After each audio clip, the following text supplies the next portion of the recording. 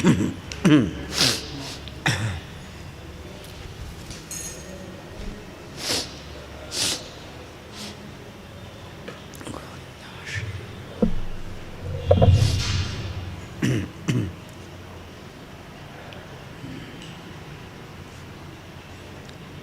ಗುರುಭ್ಯೋ ನಮಃ. ಹರಿ ಓಂ. ಜಯತಿ ಹರಿರಚಿಂತ್ಯ ಸರ್ವದೇವೈಕವಂದ್ಯಃ ಪರಮಗುರುರಭೀಷ್ಟಾವಾಪ್ತಿದಃ ಸಜ್ಜನಾನಾಂ ನಿಖಿಲಗುಣಗಣಾರ್ಣೋ ನಿತ್ಯನಿರ್ಮುಕ್ತದೋಷಃ ಸರಸಿಜನಯನೋऽಸೌ ಶ್ರೀಪತಿರ್ಮಾನದೋ ನಃ. ಅಭ್ರಮಂ ಭಂಗರಹಿತಂ ಅಜಡಂ ವಿಮಲಂ ಸದಾ ಆನಂದತೀರ್ಥಮತುಲಂ ಭಜೆ ತಾಪತ್ರಯಾಪಹಂ. ಆಪಾದಮೌಳಿಪರ್ಯಂತಂ ಗುರುಣಾಂ ಆಕೃತಿಂ ಸ್ಮರೇತ್. ತೇನ ವಿಘ್ನಾಃ ಪ್ರಣಶ್ಯಂತಿ ಸಿದ್ಧ್ಯಂತಿ ಚ ಮನೋರಥಾಃ. ಶ್ರೀ ಗುರುಭ್ಯೋ ನಮಃ. ವೈಷ್ಣವರಿಗೆ ಪರಮ ಪವಿತ್ರವಾದ ದಿವಸಗಳಲ್ಲಿ ಮಧ್ವನವಮಿ ಒಂದು. ಭಗವಂತನ ಮತ್ತು ಸಾಧಕ ಜೀವರ ಮಧ್ಯದಲ್ಲಿರುವ ಒಂದು ಕೊಂಡಿ ಗುರುಗಳು. ಭಗವಂತನನ್ನು, ದೇವರನ್ನು ನಾವು ಕಾಣಬೇಕು, ಅವನ ಅನುಗ್ರಹ ನಮಗೆ ಬೇಕು. ಆದರೆ ನೇರವಾಗಿ ದೇವರ ಬಳಿಗೆ ಹೋಗುವ ಸಾಮರ್ಥ್ಯ, ಚೈತನ್ಯ, ಯೋಗ್ಯತೆ ಅದು ಸಾಧಕರಿಗೆ ಇರೋದಿಲ್ಲ.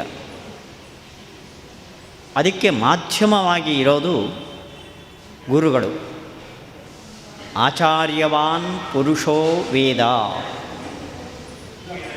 ದೇವರ ತತ್ವಜ್ಞಾನ, ಅನುಗ್ರಹ ಅದು ಆಚಾರ್ಯರ ಮೂಲಕವೇ ಆಗಬೇಕು ಅನ್ನೋದು ಉಪನಿಷತ್ತು ಹೇಳಿದ ಸಂದೇಶ. ಆದ್ದರಿಂದ ರಾಮನವಮಿ, ಕೃಷ್ಣ ಜನ್ಮಾಷ್ಟಮಿ ಇಂತಹ ಭಗವಂತನ ಆರಾಧನೆಗೆ ಪ್ರಮುಖವಾದ ದಿನಗಳು ಎಷ್ಟು ಪವಿತ್ರವೋ, ಗುರುಗಳ ನೆನಪನ್ನು ತರುವ ಮಧ್ವನವಮಿಯಂತಹ ದಿನಗಳು ಕೂಡ ಅಷ್ಟೇ ಪವಿತ್ರವಾದದ್ದು, ಪಾವನವಾದದ್ದು ಸಾಧಕರ ಪಾಲಿಗೆ. ಅದರಲ್ಲೂ ಜಗದ್ಗುರುಗಳಾದ ಶ್ರೀಮನ್ ಮಧ್ವಾಚಾರ್ಯರು ನಮ್ಮ ಸುಕೃತದಿಂದ ನಮಗೆ ದೊರೆತ ಗುರುಗಳು. ಸಾಧಕರಲ್ಲಿ ಶ್ರೇಷ್ಠರಾದ, ಜೀವೋತ್ತಮ ಎನಿಸಿದ ಪ್ರಾಣತತ್ವ, ಪರಮಂ ಬ್ರಹ್ಮಧಾಮ ಅಂತ ಪ್ರಾಣತತ್ವಕ್ಕೆ ಹೆಸರು ಉಪನಿಷತ್ತುಗಳಲ್ಲಿ. ಬ್ರಹ್ಮ ಅಂದರೆ ದೇವರು, ಧಾಮ ಅಂದರೆ ದೇವರಿಗೆ ಪೂರ್ಣ ಸನ್ನಿಧಿಗೆ, ಭಗವಂತನ ಪೂರ್ಣ ಸನ್ನಿಧಾನ ಎಲ್ಲಿದೆ ಅಂದರೆ ಅದು ಪ್ರಾಣತತ್ವದಲ್ಲಿ ಇದೆ. ಜೀವೋತ್ತಮವಾದ ಪ್ರಾಣದೇವರಲ್ಲಿ ಭಗವಂತನ ಸಾನ್ನಿಧ್ಯ ಎಷ್ಟಿದೆಯೋ ಅಷ್ಟು ಇನ್ನಾರಲ್ಲೂ ಇಲ್ಲ. ಇದು ಉಪನಿಷತ್ತು ಹೇಳುವ ಮಾತು. ಪರಮಂ ಬ್ರಹ್ಮಧಾಮ. ಪ್ರಾಣದೇವರನ್ನು, ಮುಖ್ಯ ಪ್ರಾಣನನ್ನು ಉಪನಿಷತ್ತು ನಮಗೆ ತಿಳಿಸಿಕೊಟ್ಟಿದ್ದೇ ಬ್ರಹ್ಮನ, ಪರಮಾತ್ಮನ ಮುಖ್ಯ ಧಾಮ, ಆಶ್ರಯವಾದ ವಸ್ತು. ವೈಕುಂಠ, ಅನಂತಾಸನ ಇವುಗಳು ಹೇಗೆ ಪರಮಾತ್ಮನ ಧಾಮನೋ, ಧಾಮ ಅಂದರೆ ಮನೆ, ಹಾಗೆ ದೇವರಿಗೆ ಅಷ್ಟೇ ಸನ್ನಿಧಿ ಪಾತ್ರವಾದ ಒಂದು ಮನೆ ಅದು ಮುಖ್ಯ ಪ್ರಾಣ ತತ್ವ. ಅಂಥ ಮುಖ್ಯ ಪ್ರಾಣನೇ ನಮ್ಮ ಗುರುಗಳಾಗಿ ತತ್ವೋಪದೇಶಕರಾಗಿ ಇರೋದು ನಮ್ಮೆಲ್ಲರ ಸುಕೃತ.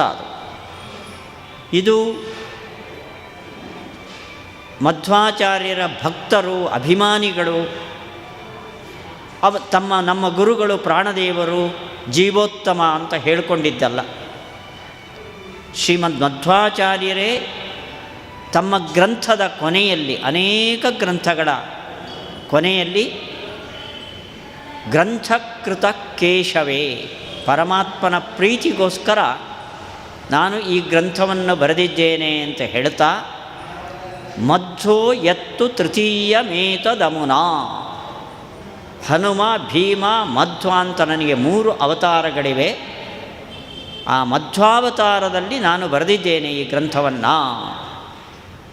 ನಮ್ಮ ಗುರುಗಳಾದ ಶ್ರೀ ಮಧ್ವಾಚಾರ್ಯರೇ ನಾನು ಪ್ರಾಣದೇವರ ಅವತಾರ ಅಂತ ಹೇಳಿಕೊಂಡಿದ್ದಾರೆ.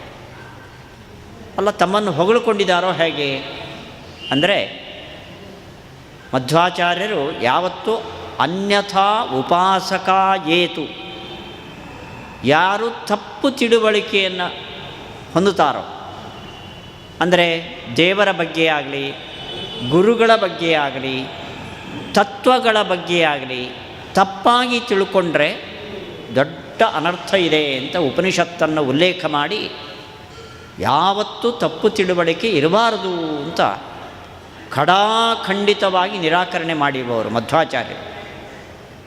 ಅಂಥವರು ನಾನು ಮುಖ್ಯ ಪ್ರಾಣ ಅಂತ ಭಕ್ತರಿಗೆ ನನ್ನ ಮೇಲೆ ಗೌರವ ಬರಲಿ ಅಂತ ಆಡಿದ್ದಾರೆ ಅಂತ ನಾವು ಖಂಡಿತ ಭಾವಿಸುವಂತಿಲ್ಲ.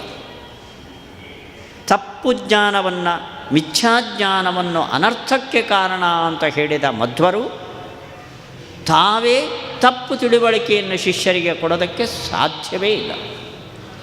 ಆದ್ದರಿಂದ ಶಿಷ್ಯರು ಆ ರೀತಿ ತನ್ನನ್ನು ತಿಳಿದು ಭಕ್ತಿಯಿಂದ ನನಗೆ ಶರಣಾಗತರಾಗಿ ಆ ಮೂಲಕ ಪರಮಾತ್ಮನ ಅನುಗ್ರಹಕ್ಕೆ ಪಾತ್ರರಾಗಬೇಕು ಅನ್ನೋ ಕಾರಣದಿಂದಲೇ ಮಧ್ವಾಚಾರ್ಯರು ತಮ್ಮ ನಿಜಸ್ವರೂಪವನ್ನು ನಮ್ಮ ಮೇಲಿನ ದಯೆಯಿಂದ ತಿಳಿಸಿದ್ದಾರೆ. ಆದ್ದರಿಂದ ಶ್ರೀಮದ್ ಆಚಾರ್ಯರು, ಆನಂದತೀರ್ಥ ಭಗವತ್ಪಾದರು ಸರ್ವೋತ್ತಮನಾದ ಪರಮಾತ್ಮನ ನಂತರ ಬರುವ ಜೀವೋತ್ತಮ ತತ್ವ ಅನ್ನೋದರಲ್ಲಿ ಎಳ್ಳಷ್ಟು ಸಂಶಯವನ್ನು ನಾವು ಪಡೋದಕ್ಕೆ ಅಗತ್ಯ ಇಲ್ಲ. ಅಂತಹ ಮಧ್ವಾಚಾರ್ಯರು ಸಜ್ಜನರ ಉದ್ಧಾರಕ್ಕೋಸ್ಕರ ಉಪನಿಷತ್ತಿನ ತತ್ವವನ್ನು ತಿಳಿಸಬೇಕು. ಆ ತತ್ವ ಇದುವರೆಗೆ ಜನರಿಗೆ ಸರಿಯಾಗಿ ಮುಟ್ಟಿಲ್ಲ ಅನ್ನೋ ಕಾರಣಕ್ಕೋಸ್ಕರ ಅವತರಿಸೋದಕ್ಕೆ ಆರಿಸಿಕೊಂಡ ಜಾಗ ನಮ್ಮ ಕರ್ನಾಟಕದ, ನಮ್ಮ ರಾಜ್ಯದ ಉಡುಪಿಯ ಸಮೀಪದಲ್ಲಿರುವ ಪಾಜಕ ಅನ್ನೋದು ನಮಗೆ ಕನ್ನಡದವರಿಗೆ ಒಂದು ಹೆಮ್ಮೆಯ ವಿಷಯ. ಜೀವೋತ್ತಮರಾದ ವಾಯುದೇವರು ತತ್ವಜ್ಞಾನ ಪ್ರಸಾರಕ್ಕಾಗಿ ನಮ್ಮ ರಾಜ್ಯವನ್ನು ಆರಿಸಿಕೊಂಡಿದ್ದಾರೆ ಅನ್ನೋದು ನಾವು ಅಭಿಮಾನ ಪಡಬೇಕಾದ ಸಂಗತಿ. ಅಂತಹ ನಮಗೋಸ್ಕರ ಅವತರಿಸಿದ ಗುರುಗಳು ಅವರು ಅವತಾರ ಸಮಾಪ್ತಿಯನ್ನು ಮಾಡುವ ಉದ್ದೇಶದಿಂದ ಅನಂತೇಶ್ವರದಲ್ಲಿ, ಉಡುಪಿಯ ಅನಂತಾಸನ ಸನ್ನಿಧಿಯಲ್ಲಿ ತಮ್ಮ ಶಿಷ್ಯರಿಗೆ ಐತರೇಯ ಉಪನಿಷತ್ತಿನ ಪಾಠವನ್ನು ಹೇಳ್ತಾ ಅವರ ಆ ಪಾಠವನ್ನು ಕೇಳಿದ ದೇವತೆಗಳು ಹೂವಿನ ಮಳೆಯನ್ನು ಸುರಿಸಿದಾಗ ಅದೃಶ್ಯನಾದ ದಿವಸ ಮಧ್ವನವಮಿ.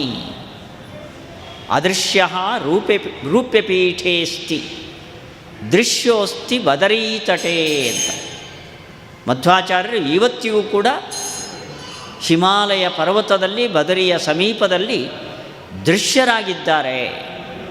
ಅವರ ಅದೃಶ್ಯ ಸನ್ನಿಧಾನ ರೂಪ್ಯಪೀಠೇ ಅಸ್ತಿ, ಅನಂತಾಸನ ಸನ್ನಿಧಿಯಲ್ಲಿ ಇದೆ ಅಂತ ಪ್ರಮಾಣಬದ್ಧವಾದ ವಿಷಯ. ಇದು ನಮ್ಮ ಗುರುಗಳು.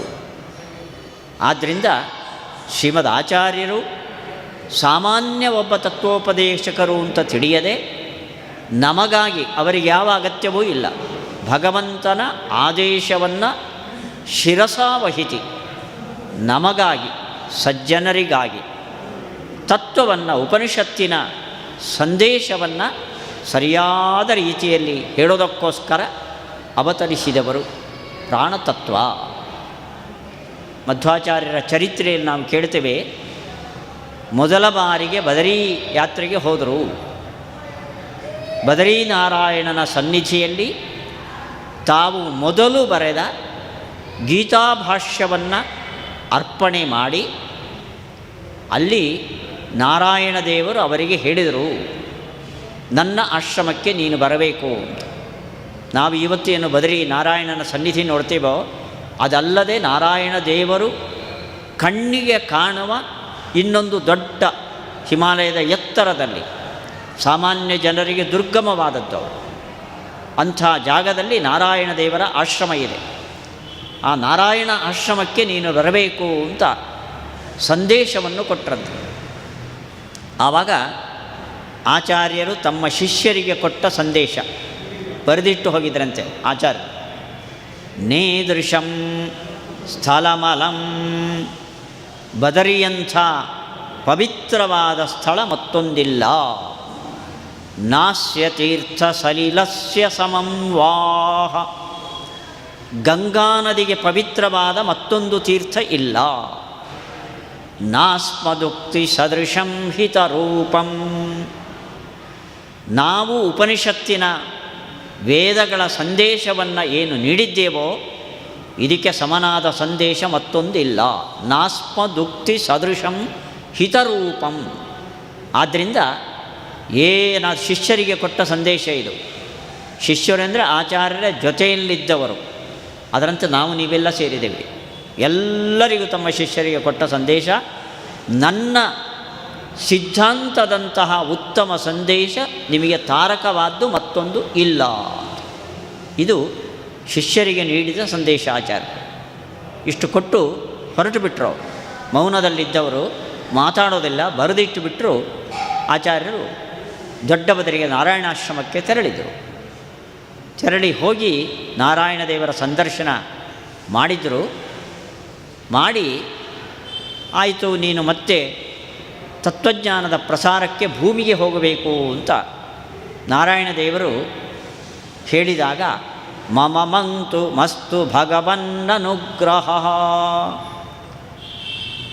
ಕಲಿಕಾಲದಲ್ಲಿ ತತ್ವಜ್ಞಾನಕ್ಕೆ ಯೋಗ್ಯರಾದವರು ಯಾರೂ ಇಲ್ಲ. ದಯವಿಟ್ಟು ನನಗೆ ನಿಮ್ಮ ಸೇವೆಯಲ್ಲಿ ಇಲ್ಲಿಯೇ ಉಳಿಯುವ ಆದೇಶ ಕೊಡಬೇಕು, ಮತ್ತೆ ನಾನು ಕೆಳಗಡೆ ಹೋಗೋದಿಲ್ಲ ಅಂತ. ನೋಡ್ರಿ, ಇದು ಶ್ರೀಮದಾಚಾರ್ಯರು 13ನೇ ಶತಮಾನದಲ್ಲಿ ಇದ್ದವರು, ನಾವು 21ನೇ ಶತಮಾನದಲ್ಲಿದ್ದೇವೆ. ಅಷ್ಟು ನೂರಾರು ವರ್ಷಗಳ ಹಿಂದೆ ಆಚಾರ್ಯರು ಆಡಿದ ಮಾತು. ತತ್ವಜ್ಞಾನಕ್ಕೆ ಯೋಗ್ಯರಾದ ವ್ಯಕ್ತಿಗಳು ಕಲಿಕಾಲದಲ್ಲಿ ಇಲ್ಲ ಅಂತ. ಆವತ್ತೇ ಇರಲಿಲ್ಲ, ಇವತ್ತು ಹೇಗಿರ್ತಾರೆ ಹೇಳಿ? ಆದ್ದರಿಂದಲೇ ಮತ್ತು ನಮಗೆ ಎಷ್ಟೇ ಜನ ಸೇರಿದ್ದೇವೆ ನಾವು.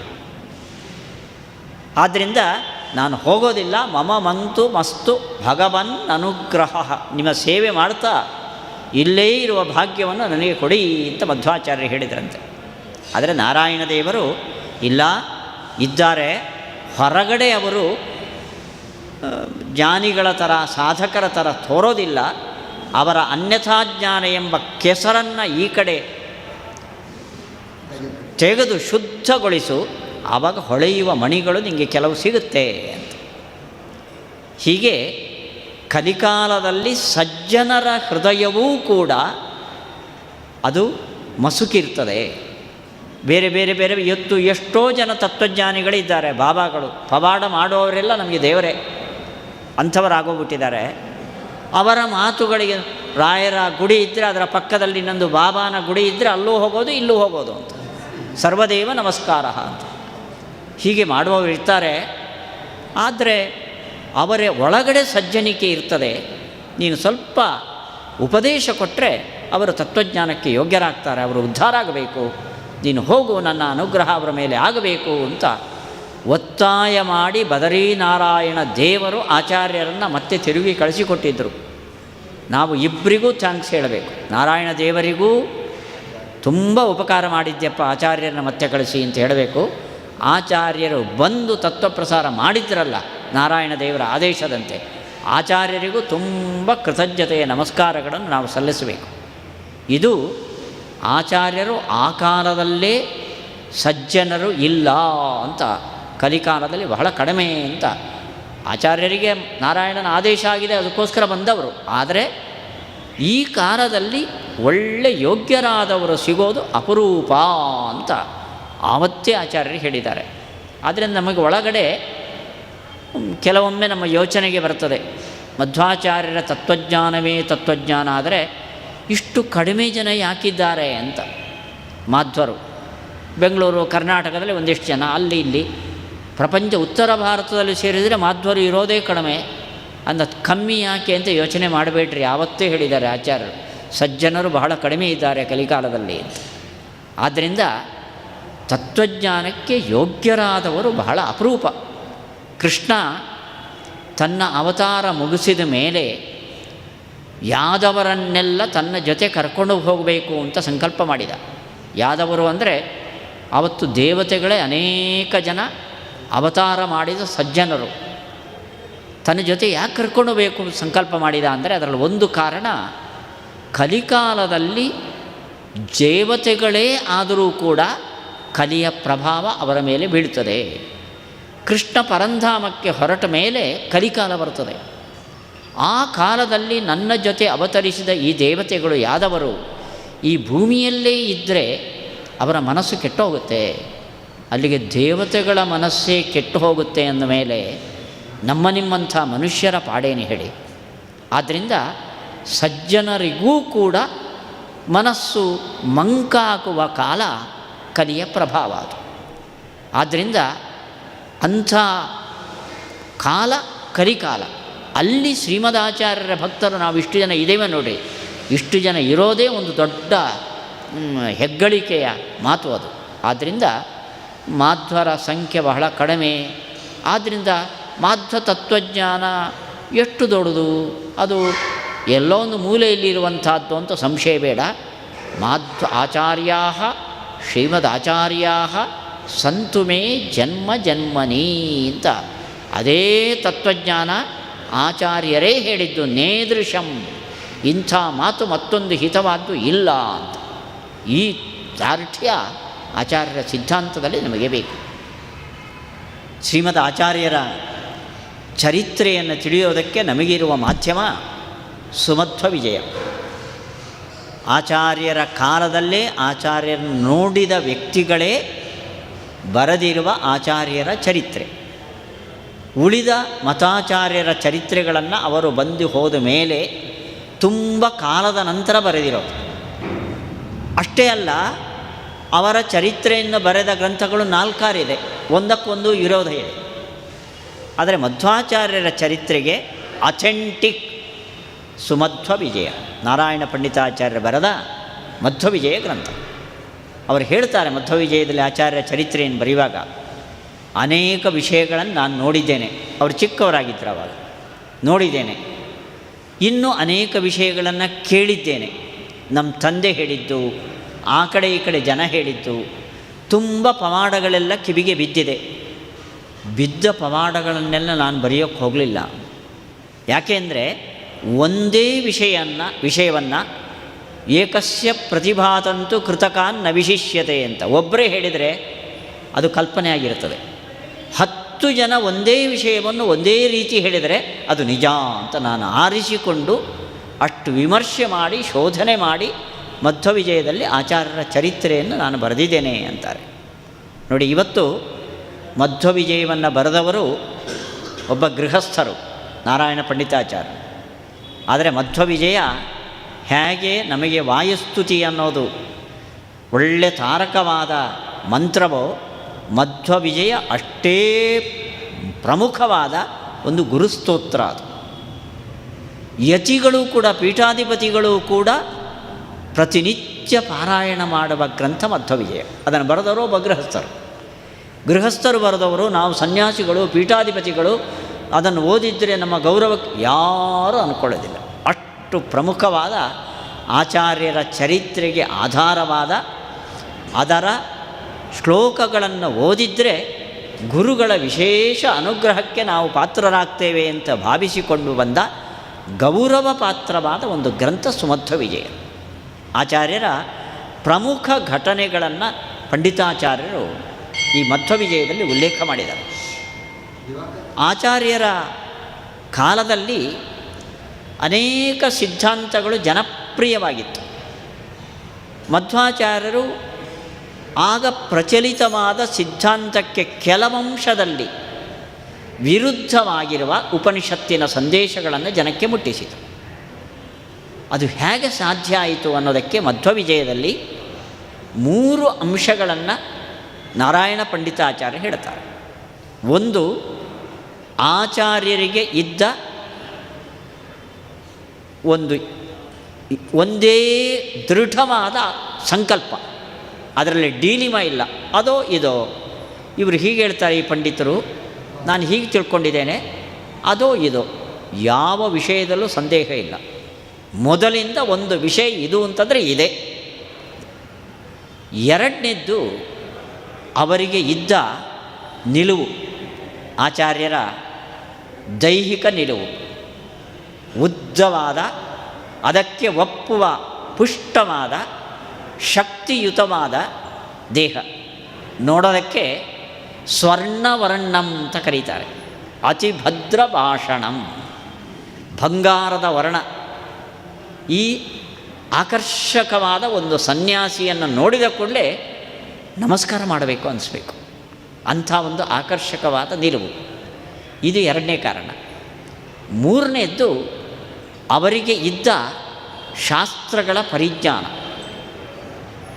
ಈ 3 ಕಾರಣದಿಂದ ಆಚಾರ್ಯರು ಆವತ್ತು ಅವರು ಹೇಳಿದ ಸಿದ್ಧಾಂತ ಜನರ ಮನಸ್ಸಿಗೆ ಮೂಡಿತ್ತು, ಆಚಾರ್ಯರ ಮೇಲೆ ಗೌರವ ಮೂಡುವಂತೆ ಆಗಿತ್ತು ಅಂತ ಹೇಳ್ತಾರೆ. ಮೊದಲನೇದ್ದು ಅಚಲ ನಿರ್ಧಾರ. ಅದು ಅನಂತರ ರೂಢಿಸಿಕೊಂಡಿದ್ದಲ್ಲ, ಅವರ ಜಾಯಮಾನ ಸ್ವಭಾವ. ನೋಡಿ, ಆಚಾರ್ಯರು ಬಹಳ ಚಿಕ್ಕ ವಯಸ್ಸಿನಲ್ಲಿ ಸನ್ಯಾಸವನ್ನು ತೆಗೆದುಕೊಳ್ಳುವ ನಿರ್ಧಾರ ಮಾಡಿದರು. 8 ವರ್ಷ ಅಂತ ಇಟ್ಕೊಳ್ಳಿ ಅವರಿಗೆ. ಎಷ್ಟು ಅಚಲವಾದ ಒಂದು ನಿರ್ಧಾರ ಅಂತ.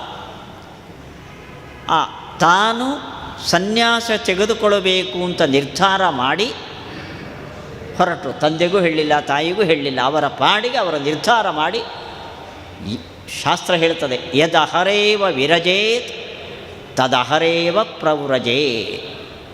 ನಿಮಗೆ ರಾತ್ರಿ ಊಟ ಮಾಡಿ ಮಲ್ಕೊಳ್ಳೋ ಹೊತ್ತಿಗೆ ಇದ್ಯಾವುದು ಬೇಡಪ್ಪ ಅಂತ ವೈರಾಗ್ಯ ಬಂತೋ, ರಾತ್ರಿಯೇ ಮನೆಯಿಂದ ಹೊರಟು ಬಿಟ್ರಿ ಅಂತ. ಹಾಗೆ ಆಚಾರ್ಯರು ಒಂದು ನಿರ್ಧಾರ ಮಾಡಿ ನಾನು ಸನ್ಯಾಸಿ ಆಗಬೇಕು ಅಂತ ಹೊರಟುಬಿಟ್ರು. ಹೊರಟು ನೇರ ಉಡುಪಿಗೆ ಬಂದರು. ಅಚ್ಯುತ ಪ್ರಜ್ಞರು ಅವರು ಅಲ್ಲಿದ್ದ ಯತಿಗಳು, ಉಡುಪಿಯ ಅನಂತೇಶ್ವರದಲ್ಲಿ. ನೋಡಿ, ನಮಗೆ ಇವತ್ತು ಗೊಂದಲಮಯವಾದ ಒಂದು ವಾತಾವರಣ ನಿರ್ಮಾಣ ಆಗಿದೆ. ಅನಂತೇಶ್ವರದಲ್ಲಿರೋದು ಲಿಂಗ, ಲಿಂಗದಲ್ಲಿ ಆರಾಧನೆ ಮಾಡೋದು ರುದ್ರನನ್ನು. ಅಲ್ಲಿದ್ದವರು ಅಚ್ಯುತ ಪ್ರೇಕ್ಷರು, ಅಚ್ಯುತ ಪ್ರಜ್ಞರು. ಹಾಗಾದರೆ ಅವರು ಶೈವರೋ ವೈಷ್ಣವರೋ? ದಕ್ಷಿಣ ಕನ್ನಡದಲ್ಲಿ, ದಕ್ಷಿಣ ಕನ್ನಡ ಅಂತಲ್ಲ, ವಿಶೇಷವಾಗಿ ದಕ್ಷಿಣ ಕನ್ನಡದಲ್ಲಿ ದೇವರಿಗೆ ಪ್ರತೀಕವಾದ ಪ್ರಾಚೀನ ಪ್ರತಿಮೆಗಳು. ತುಂಬ ಸಾವಿರಾರು ವರ್ಷಗಳ ಹಿಂದೆ ಪ್ರತಿಮೆಗಳ ಕೆತ್ತನೆಗೆ ಬೇಕಾದ ಸಾಧನಗಳು ಇರಲಿಲ್ಲ. ನೋಡಿ, ನಮ್ಮ ಪ್ರಸಿದ್ಧ ಕ್ಷೇತ್ರ ಕುಕ್ಕೆ, ಅಲ್ಲಿ ಮೂಲವಾದ ಸುಬ್ರಹ್ಮಣ್ಯನನ್ನು ಏನು ಆರಾಧಿಸ್ತೇವೋ, ಅಲ್ಲಿ ಮೂಲವಾದ ಮೊದಲಿಂದ ಪ್ರಾಚೀನವಾಗಿ ಇದ್ದ ಆರಾಧನೆಗೆ ಮಾಧ್ಯಮವಾದ ವಿಷಯ ಪ್ರತಿಮೆಗಳಲ್ಲ, ಹುತ್ತ. ಅಲ್ಲಿ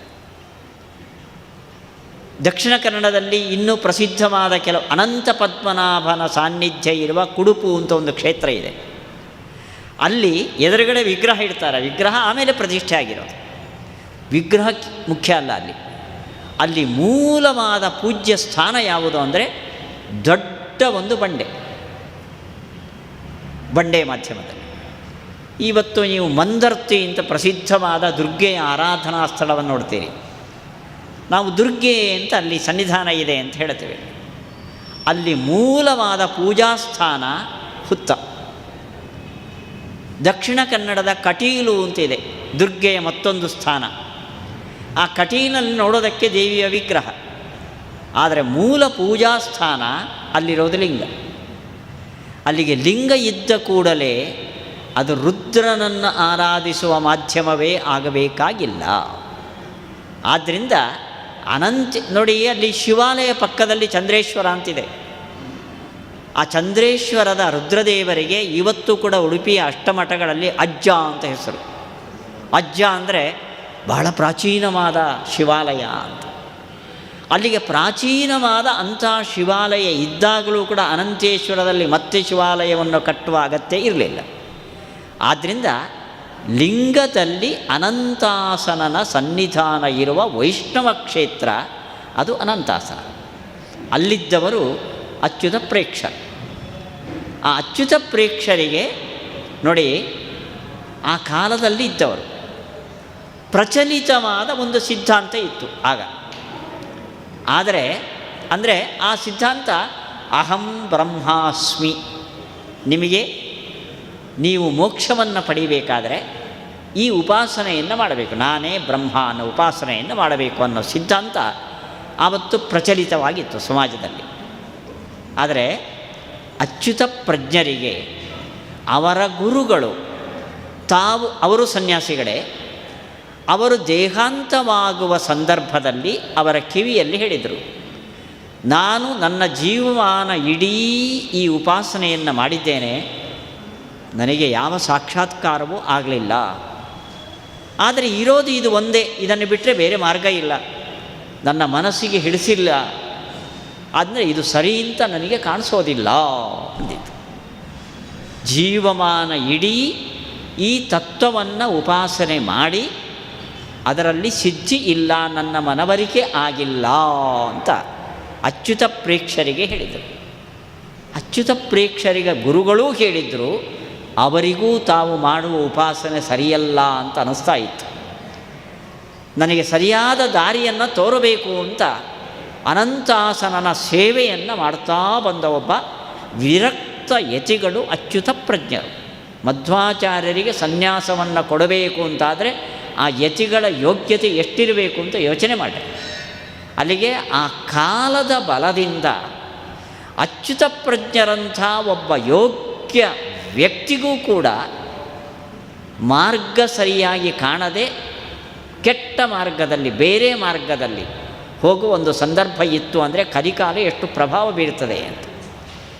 ಆವಾಗ ಅನಂತಾಸನ ಅವರ ಸೇವೆಗೆ ಮೆಚ್ಚಿ ಭವಿಷ್ಯತ ಶಿಷ್ಯ ವರಾಧಿ ವಿದ್ಧಿಮಾಂ, ನಿನಗೆ ಸರಿಯಾದ ತತ್ವೋಪದೇಶವನ್ನು ಮಾಡುವ ಒಬ್ಬ ಶಿಷ್ಯ ಅನತಿ ಕಾಲದಲ್ಲೇ ದೊರೀತಾನೆ. ಈ ಸಂದೇಶವನ್ನು ಗುರುಗಳಿಗೆ ಕೊಟ್ಟಿದ್ದ ಭಗವಂತ. ಇವರು ಪ್ರಾಣದೇವರು, ತತ್ವಜ್ಞಾನದ ಪ್ರಚಾರಕ್ಕೋಸ್ಕರ ಇಳಿದು ಬಂದವರು. ಅಚಲವಾದ ನಿರ್ಧಾರವನ್ನು ಮಾಡಿ ಮನೆಯಿಂದ ಹೊರಟು ಅಚ್ಯುತ ಪ್ರಜ್ಞರಲ್ಲಿಗೆ ಬಂದರು ಮಧ್ವಾಚಾರ್ಯರು. ತಂದೆ ತಾಯಿ ಹುಡುಕಿದ್ರು ಮಗನನ್ನು, ಒಬ್ಬನೇ ಒಬ್ಬ ಮಗ. ಅದು ವ್ರತ ಉಪವಾಸಗಳನ್ನು ಮಾಡಿ ಅನಂತೇಶ್ವರನ ಪ್ರಸಾದದಿಂದ ತುಂಬ ದೀರ್ಘಕಾಲದಿಂದ ಹುಟ್ಟಿದ ಅಪರೂಪದ ಆಕರ್ಷಕ ಮಗು. ಅವನಿಲ್ಲ ಅಂದರೆ ಅಲ್ಲಿ ಹುಡುಕಿದ್ರು, ಕೇಳಿದ್ರು, ನಿಮ್ಮ ಮಗ ಅಚ್ಯುತ ಪ್ರಜ್ಞರ ಹತ್ರ ಇದ್ದಾರೆ ಅಂತ. ನೇರ ಹೋದರು, ಹೇಳಿದರು, ಪರೀತ್ಯ ಪುತ್ರಾಯ ನತಿಂ ವಿಚೇನತು. ತಂದೆ ತಾಯಿ ಎಷ್ಟು ಹೇಳಿದರೂ ಕೇಳಲಿಲ್ಲ, ಅವರು ದೃಢ ನಿರ್ಧಾರ ಮಾಡಿದ್ದಾರೆ ನೋಡಿ. ತಂದೆಯ ತಾಯಿಯ ಜೊತೆಯಲ್ಲಿ ಮುದ್ದಿನಿಂದ ಬೆಳೆದ ಒಂದು ಕೂಸು ವಾಸುದೇವ. ಎಷ್ಟು ಹೇಳಿದರೂ ಜಗ್ಲಿಲ್ಲ ವಾಸುದೇವ, ನಿರ್ಧಾರ ಅಚಲವಾಗಿತ್ತು. ಬೇರೆ ದಾರಿ ಕಾಣದೆ ಅವನಿಗೆ ಪ್ರದಕ್ಷಿಣೆ ಬಂದು ತಂದೆ ನಮಸ್ಕಾರ ಮಾಡಿದ್ರಂತೆ. ಯಾವ ಮಗನಾದರೂ ಕರಗ್ತಾ ಇದ್ದ. ಆವಾಗ ವಾಸುದೇವ ಹೇಳಿದ, ತಂದೆ ಮಗನಿಗೆ ನಮಸ್ಕಾರ ಮಾಡುವ ಕ್ರಮ ಇಲ್ಲ, ಆದರೆ ಮಾಡ್ತಾರೆ ತಂದೆನೂ ಮಗನಿಗೆ ನಮಸ್ಕಾರ. ಯಾವಾಗ ಮಗ ಸನ್ಯಾಸಿ ಆದರೆ ತಂದೆ ಮಗನಿಗೆ ನಮಸ್ಕಾರ ಮಾಡ್ತಾರೆ. ನಿಮ್ಮ ಒಳಗಡೆ ಪ್ರೇರಣೆ ಮಾಡಿ ನನಗೆ ನಮಸ್ಕಾರ ಮಾಡುವಂಥ ದೇವರು ಹೇಳಿದ್ದಾನೆ ಅಂದರೆ ನನಗೆ ಸನ್ಯಾಸವನ್ನು ದೇವರೇ ಅನುಗ್ರಹ ಮಾಡಿದ್ದಾನೆ ಅಂತ ಅರ್ಥ. ಅಲ್ಲಿಗೆ ನಿಮ್ಮ ಸಮ್ಮತಿಯೂ ಇದೆ, ನೀವು ಸಮ್ಮತಿ ಕೊಡಬೇಕು ಅಂತ ದೇವರ ಆದೇಶ ಇದೆ. ಆದ್ದರಿಂದ ನೀವು ಏನು ಮಾಡಿದರೂ ನಾನು ಸನ್ಯಾಸದ ನಿರ್ಧಾರದಿಂದ ಹಿಂಜರಿಯೋದಿಲ್ಲ. ಬೇರೆ ಉಪಾಯ ಕಾಣದೆ ಈ ಕಡೆ ಬಂದರು ತಂದೆ.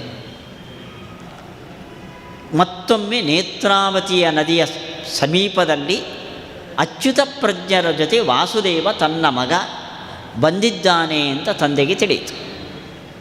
ಅಲ್ಲಿಗೆ ತಂದೆ ಮಧ್ಯಗೇಹ ಭಟ್ರು ಹೋದರು. ಹೋಗಿ ಗುರುಗಳಿಗೆ ಹೇಳಿದರು, ಮಗನಿಗೆ ಹೇಳಿದರು, ಏನಾದರೂ ನಿರ್ಧಾರ ಬದಲಿಸಿಲ್ಲ ವಾಸುದೇವ. ಆವಾಗ ಸಾಹಸ ಪ್ರತಿಶವ ಅಂದರು. ನೀನು ಒಂದು ವೇಳೆ ಸನ್ಯಾಸ ತೆಗೆದುಕೊಂಡ್ರೆ ನಾನು ಸಾಹಸ ಕಾರ್ಯವನ್ನು ಮಾಡಬೇಕಾಗತ್ತೆ. ವ್ಯಾಖ್ಯಾನದಲ್ಲಿ ಹೇಳ್ತಾರೆ, ಪಂಡಿತಾಚಾರ್ಯ ಅದಕ್ಕೊಂದು ವ್ಯಾಖ್ಯಾನ ಬರೆದಿದ್ದಾರೆ. ಅಲ್ಲಿ ಹೇಳ್ತಾರೆ ಸಾಹಸ ಪ್ರತಿಶವ ಅಂದರೆ ನಾನು ಆತ್ಮಘಾತವನ್ನು ಮಾಡಿಕೊಡ್ತೇನೆ, ಆತ್ಮಹತ್ಯೆ ಮಾಡ್ಕೊತೀನಿ ನಾನು. ಇಷ್ಟರವರೆಗೆ ಬೆದರಿಕೆ ಒಡ್ಡಿದ್ದರು. ಯಾವ ಮಗನಾದರೂ ತಂದೆ ಈ ಮಾತನ್ನು ಹೇಳಿದಾಗ ಹೋಗ್ಲಪ್ಪ ಬಿಡಿ ಸಾಕು ಅಂತ ವಾಪಸ್ ಬರ್ತಿದ್ರು. ವಾಸುದೇವ ಚಿಕ್ಕ ವಯಸ್ಸು, 8 ವಯಸ್ಸು ನೋಡ್ರಿ. ನೀವು ನಾನು ಸನ್ಯಾಸಿಯಾದರೆ ಮನೆಗೆ ಬರದೇ ಹೋದರೆ ಸಾಹಸ ಕಾರ್ಯ ಮಾಡ್ತೀರೋ, ತನ್ನ ಬಟ್ಟೆಯನ್ನು ಪರ್ರ ಅಂತ ಹರಿದು ಕೌಪೀನ ಹಾಕಿ, ಕಡಿಸೂತ್ರ ಕೌಪೀನ ಹಾಕಿ ತಂದೆಯ ಮುಂದೆ ನಿಂತ, ನಾನು ಸನ್ಯಾಸಿ ಆಗಿದ್ದೇನೆ, ನೀವೇನು ಸಾಹಸ ಮಾಡ್ತೀರೋ ಮಾಡಿರಿ. ಹೇಳೋದು ಸುಲಭ, ಮಾಡೋದು ಕಷ್ಟ ಅಷ್ಟು. ತಂದೆ ತಲೆ ಕೆಳಗೆ ಹಾಕಿದರು. ಒಂದು ಕಾರಣ ಹೇಳಿದರು, ಮಕ್ಕಳಿಗೆ ತಂದೆಗಿಂತ ತಾಯಿ ತುಂಬ ಪ್ರೀತಿ ಪಾತ್ರವಾದ ವಸ್ತು. ನೋಡು, ನಾನು ಗಂಡಸು, ಓದ್ಕೊಂಡಿದ್ದೇನೆ, ನನ್ನ ಮನಸ್ಸನ್ನು ಬೇಕಾದರೆ ನಾನು ಗಟ್ಟಿ ಮಾಡಿಕೊಡ್ಬೋದು. ನಿನ್ನ ತಾಯಿ ಹೆಂಗಿರ್ತಾಳೋ ಮಗ, ಅಪರೂಪಕ್ಕೆ ಹುಟ್ಟಿದ ಕೂಸು ನೀನು, ಆದ್ದರಿಂದ ತಾಯಿಗೋಸ್ಕರ ಆದರೂ ನೀನು ಮನೆಗೆ ಬಾ. ನೋಡಿ ಎಷ್ಟು ಅಚಲವಾದ ಆ ಹುಡುಗನ ನಿರ್ಧಾರ ನೋಡ್ರಿ, ವಾಸುದೇವನ ನಿರ್ಧಾರ. ಕೂಡಲೇ ಹೇಳಿದ, ಹಾಗಾದರೆ ನೀವು ಸಹಿಸಿಕೊಳ್ಳಬಲ್ಲರಿ, ನೀವು ಒಪ್ಪಿಗೆ ಕೊಡ್ರಿ, ತಾಯಿದು ನಾನು ನೋಡ್ಕೋತೇನೆ. ಅನಿವಾರ್ಯ ಆಯಿತು. ತಂದೆ ಒಪ್ಪಿಗೆ ಕೊಟ್ಟರು. ಸ್ವಲ್ಪ ದಿವಸ ಬಿಟ್ಟು ಮನೆಗೆ ಬಂದ ವಾಸುದೇವ. ತಾಯಿಗೆ ಹೇಳಿದ, ಅಮ್ಮ ನಾನು ಸನ್ಯಾಸಿ ಆಗ್ತೇನೆ ಅಂತ. ಸಾಧ್ಯವೇ ಇಲ್ಲ ಅಂತ. ನೋಡು, ನಾನು ಸನ್ಯಾಸಿ ಆಗಬೇಕು ಅಂತ ನೀನು ಒಪ್ಪಿಕೊಂಡ್ರೆ ನಮ್ಮ ಗುರುಗಳ ಜೊತೆಯಲ್ಲಿ ನಾನು ಸನ್ಯಾಸಿಯಾಗಿ ಆ ಕಡೆ ಈ ಕಡೆ ಸಂಚಾರ ಮಾಡ್ತಾ ಇರೋದನ್ನು ಉಡುಪಿಯಲ್ಲಿರುವಾಗ ನೀನು ಬಂದು ಆಗ ಈಗ ಬಂದು ನನ್ನ ದರ್ಶನ ಮಾಡಿಕೊಂಡು ಹೋಗ್ಬೋದು. ಮಗ ಇದ್ದಾನೆ, ಸನ್ಯಾಸಿ ಆಗಿದ್ದಾನೆ. ನೀನು ನನ್ನ ಸನ್ಯಾಸಕ್ಕೆ ಒಪ್ಪದೇ ಇದ್ದರೆ ನಾನು ಈ ದೇಶವನ್ನೇ ಬಿಟ್ಟು ಬದರಿಗೋ ಕಾಶಿಗೋ ಹೋಗ್ಬಿಡ್ತೀನಿ. ಅಯ್ಯೋ, ಮಗನ ಮುಖವನ್ನೇ ನೋಡದೇ ಇರೋದಕ್ಕಿಂತ ಸನ್ಯಾಸಿಯಾಗಿ ಆದರೂ ಮುಖವನ್ನು ನೋಡಲಿಕ್ಕೆ ಸಿಗುತ್ತಲ್ಲ, ಆಯಿತೋ ಮಗನೇ ಅಂತ. ಎಷ್ಟು ಅಚಲವಾದ ಒಂದು ನಿರ್ಧಾರ ನೋಡ್ರಿ. ಅಲ್ಲಿಗೆ ನೀವು ಒಪ್ಪದಿದ್ದರೆ ಹೋಗಿ ನಾನು ಮಾಡೋದೇ, ಹಂಗೆ ಮಾಡಲಿಲ್ಲ. ಇಬ್ಬರನ್ನು ಒಪ್ಪಿಸಿ ಅವರ ಅನುಜ್ಞೆಯನ್ನು ಸ್ವೀಕಾರ ಮಾಡಿ ಅಚಲವಾದ ತನ್ನ ನಿರ್ಧಾರಕ್ಕೆ ತಡೆ ಇಲ್ಲದೆ ಸನ್ಯಾಸದ ದೀಕ್ಷೆಯನ್ನು ಪಡೆದ. ಅತಿ ಚಿಕ್ಕ ವಯಸ್ಸಿನಲ್ಲಿ 8 ವರ್ಷದ ಮಗುವಾಗಿ ಈ ದೀಕ್ಷೆಯನ್ನು ಸ್ವೀಕರಿಸಿದ್ದಾನೆ ಅಂದರೆ ಮೊದಲಿನಿಂದ ಆ ಮನೋಭಾವ ಎಷ್ಟು ದೃಢವಾದದ್ದು ಅಂತ ನೀವು ಯೋಚನೆ ಮಾಡ್ಕೊಳ್ಬೋದು. ಈ ಘಟನೆಯನ್ನು ಪಂಡಿತಾಚಾರ್ಯರು ಮಧ್ವವಿಜಯದಲ್ಲಿ ದಾಖಲಿಸಿದ್ದಾರೆ. ಇದು ಆಚಾರ್ಯರ ವ್ಯಕ್ತಿತ್ವ ಆಕರ್ಷಣೆ ಆಗಲಿಕ್ಕೆ ಒಂದು ಕಾರಣ. ಎರಡನೇದ್ದು ಅವರ ವ್ಯಕ್ತಿತ್ವ. ಅವರು ಹೇಗಿದ್ದರು ಅಂತ, ಏನೋ ಬಡವರು, ನಾವು ನೋಡ್ತೇವೆ ತುಂಬ ಬಡವರಿದ್ದರು. ಅವರು ಸಾಲ ತೊಗೊಂಡಿದ್ದರು, ಸಾಲ ತೀರಿಸಲಾಗದಷ್ಟು ಬಡತನ ಮಧ್ಯಗೇಹ ಭಟ್ರಿಗೆ ಇತ್ತು ಅಂತ. ಹೀಗಾಗಿ ಬಡವರಾದ್ದರಿಂದ ಸೊಣಕಲು ಹೀಗೆ ಬಾಕ್ಕೊಂಡಿದ್ರೇನೋ ಅಂತ ಅನ್ಕೋತೇವೆ. ಆಕರ್ಷಕವಾದ 6.5 ಅಡಿ ಎತ್ತರದ ಕಟ್ಟುಮಸ್ತಾದ ದೇಹ ಅವರು. ಹೇಳ್ತಾರೆ ಪಂಡಿತಾಚಾರ್ಯರು, 4 ಶಿಷ್ಯರನ್ನು ಕೆಳಗಡೆ ಇಟ್ಟು ಒಂದು ಬೆಟ್ಟಿನಿಂದ ಹೀಗೆ ಒತ್ತಿ ಹಿಡಿದ್ರೆ ಯಾರಿಗೆ ಮಿಸುಕಾಡೋಕ್ಕೂ ಆಗ್ತಿರಲಿಲ್ಲ ಅಂತ. ಅಂಥ ದೇಹದ ಪಾಠವ, ಶಕ್ತಿಯುತವಾದ ದೇಹ ಶ್ರೀಮದ್ ಆಚಾರ್ಯರು. ಅವರು ಹೇಳ್ತಾರೆ, ಒಂದೇ ಮಾತು ಸಾಕು, ಪ್ರತಿಮಾ ಲಕ್ಷಣ ಲಕ್ಷಣಾಯ ಲಕ್ಷ್ಯಂ. ದೇವರ ಪ್ರತಿಮೆಯನ್ನು ನಿರ್ಮಾಣ ಮಾಡಬೇಕಾದ್ರೆ ಒಂದು ಮಾಡಲ್ ಮಧ್ವಾಚಾರ್ಯರ ದೇಹ. ಅವರನ್ನು ಎದುರುಗಡೆ ಕೂಡಿಸ್ಕೊಂಡು ಪ್ರತಿಮೆಯನ್ನು ಬರೆದರೆ ಅದು 100ಕ್ಕೆ 100 ಪಾಲು ಪ್ರತಿಮಾಶಾಸ್ತ್ರಕ್ಕೆ, ಶಿಲ್ಪಶಾಸ್ತ್ರಕ್ಕೆ ಅನುಗುಣವಾಗಿರುತ್ತದೆ. ಈ ಮಾತನ್ನು ಪಂಡಿತಾಚಾರ್ಯರು ಆಚಾರ್ಯನ ನೋಡಿ ಆಡಿದ ಮಾತು ಇದು, ತುಂಬ ದೂರದಲ್ಲಿ ಹೇಳಿದ ಮಾತಲ್ಲ. ಸ್ವರ್ಣ ವರ್ಣ ಮತಿ ಭದ್ರ ಭಾಷಣಂ, ಬಂಗಾರದ ವರ್ಣ.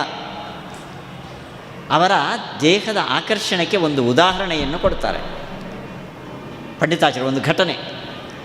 ದುರ್ಮಂತ್ರೈ ಖಲಪಟಲೈ ಪ್ರಚೋದ್ಯಮಾನಃ ಗ್ರಾಮೇಶೋ ವೃಷಳಪತಿ ಪ್ರಹರ್ತುಮೇನಂ. ದಕ್ಷಿಣ ಕನ್ನಡದ ಪ್ರಾಂತದಲ್ಲಿ ನಡೆದ ಒಂದು ಘಟನೆ. ಆ ಪ್ರಾಂತದ ಒಬ್ಬ ರಾಜ, ಅವನು ಮಂಡಲಾಧಿಪತಿ, ಆ ಪ್ರಾಂತಕ್ಕೆ ಒಡೆಯ.